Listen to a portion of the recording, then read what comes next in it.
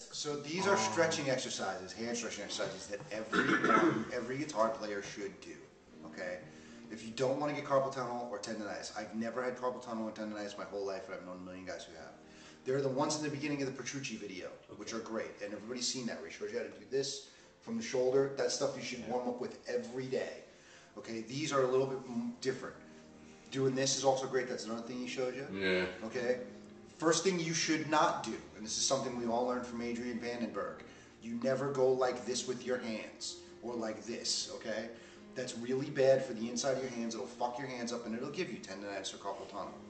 Okay? The best way to warm your hands up is this. You take your hands after getting them up to room temperature. If you got to run them under water or whatever, just don't get your calluses wet. Hold them on your ass. Right. Yeah. Hold them on your ass or under your armpits or whatever. It's just going to smell bad.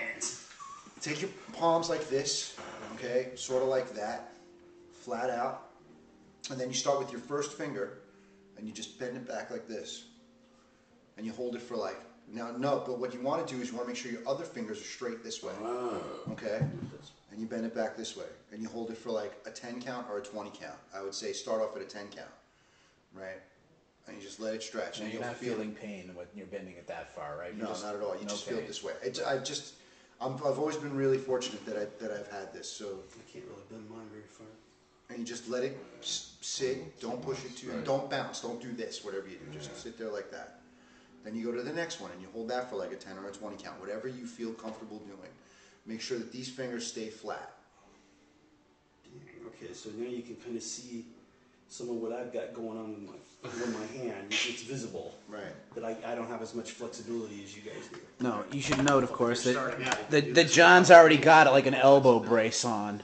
Right. Because he's already fucked up his elbow. That's not a guitar. That's not a guitar-related injury. It goes down like that. The others don't go down. That's a weightlifting injury. I believe. Right. So you do that on every one of your fingers. Either that or it's the wind. I can feel that. Yeah. And so that's these fingers. That's these. Now for your thumb, what you do is you take your other palm, you lay your hand over your fingers to keep them flat, and with your thumb, you reach over and you try to touch this part of your hand with your thumb. And you're going to feel all down here, there should be like a shot, all down this part of your wrist when you do that. As you reach over, that's your carpal tunnel opening up and your tendon stretching. But you should have it flat. You want to make sure your fingers are flat.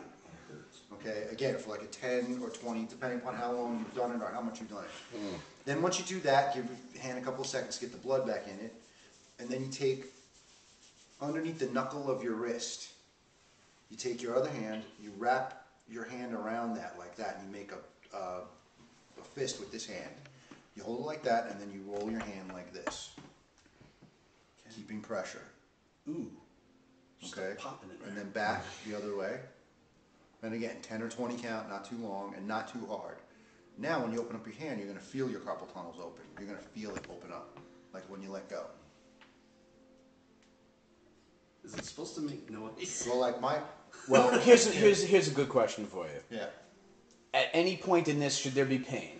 No, there shouldn't be pain. You don't want to do anything to the point of pain, including practicing. When you practice picking or practice left-hand stuff, you don't want, like I'll practice until I start to feel my muscles get a little bit strained. But the biggest part of practicing, and something I teach all my students, is that it is better to do 15 minutes, 15-minute intervals or 20-minute intervals of practice, and then take 10 minutes off, go, eat a sandwich or watch TV or whatever you're going to do, and go take a leak, and then come back and practice again, and that's what it is, rather than sit for hours and hours on end. There are times when sitting for hours and hours on end and practicing is a practical thing. If you have a large amount of material you have to cover, or you have like certain technical goals that you need to achieve. Or you have an audition tomorrow. Yeah, then that's you're warmed up. Yeah, and you're warmed up, that's fine. But for practicing for long periods of time, for hours and hours on end, it doesn't do any good. I play guitar on average every day, a minimum of 4 hours a day, a minimum, just because I teach for a living. It's always in your hand. Yeah, it's always in my hand. I'm always playing, okay? And I've been really lucky in the fact that I learned these exercises when I went to GIT, and I've always done them, and they've kept me good. I also do yoga, which I've done for years, and that's a big deal because my shoulders are bad.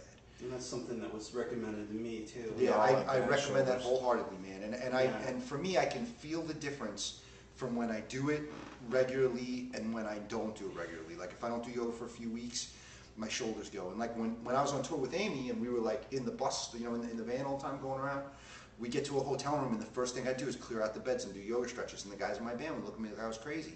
But if I didn't do it, I would play like shit that night. They were calling him Blaine. So that's my shtick. And you do the same thing with the right hand. You have to make sure that you do the same thing for the right hand and the left hand, so that it's equally stretched out. And again, all the like if you can get your hands on the Petrucci instructional video, the exercises that the stretches in the beginning that he shows there are great. I mean, great. But these are something that you can add to your practice routine. I got a question for you. Okay. You know, I'm not like you. I'm not fortunate enough where I get to play guitar every day. Right. And especially during the week when I'm driving to work, we use Gripmaster. Yeah, I use the in the car.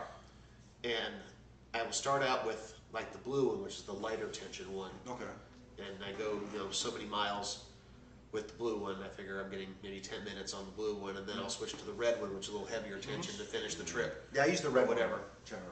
So, I mean, what are some of the kind of the do's and don'ts of using an apparatus like that? You hear some people say that that's not good for you. That's going to wreck your carpal tunnels. Well, you know, I've been using it for a long time. I avoided it because I felt it might hurt. But then I got to a point where I was driving a truck for a living, and I was behind the wheel of a car all the time, and I needed something to practice. They used to tell us to use a Spalding ball or something like that. that. Spalding balls, yeah. But for me, what I find is you have to remember that when you play guitar, it's not about how strong you bend the strings. It's not about muscle. After a certain point, you've achieved enough muscle in your hand, and more muscle mass is going to slow you down. So what you're going for is kind of like a swimmer's body in your hand. You know, you want lean muscle. So the way you get lean muscle is the same way that you would get lean muscle in your body. Lots of reps. Lots of reps with a low weight, right? Yeah. And what actually for me, what I want to get, and I haven't gotten it yet, I'm really, really interested in it, but nobody in my neighborhood or no one in my area has it. I want to check out the shred neck. Have you guys seen this? I just saw it in the magazine. Yeah, I would really love to check that out because that seems a little bit more practical to me than the Gripmaster. And it seems like something you could do while you drive. I mean, you can't text and drive, but I could sit there with that thing and run scales, you know? You probably do it on an airplane too. Yeah, and like that, like, you know, and the reason why I say that is, like everybody remember when Steve Morse became a pilot? Yeah. Right, And then he had that little guitar. He had a little guitar, and he's like, oh, you know, you could put if you have a car that's stick, you could put it in practice. Ever since I heard that, I've always wanted one, so I could practice when I drive. I mean, but I'm obsessive about guitar. I'm the guy that I will literally play guitar for 8 hours straight or 8 hours through a day. Please note that we do not endorse. Yeah, I will walk into shredding while driving. Right. Professional guitarists, do not try this at home. I will walk into the kitchen after putting my guitar down for 10 minutes and go, fuck man, I need to play some more guitar. And then I'll go back and play guitar more. I mean, I'm obsessive and compulsive about it. But well, there's one thing when you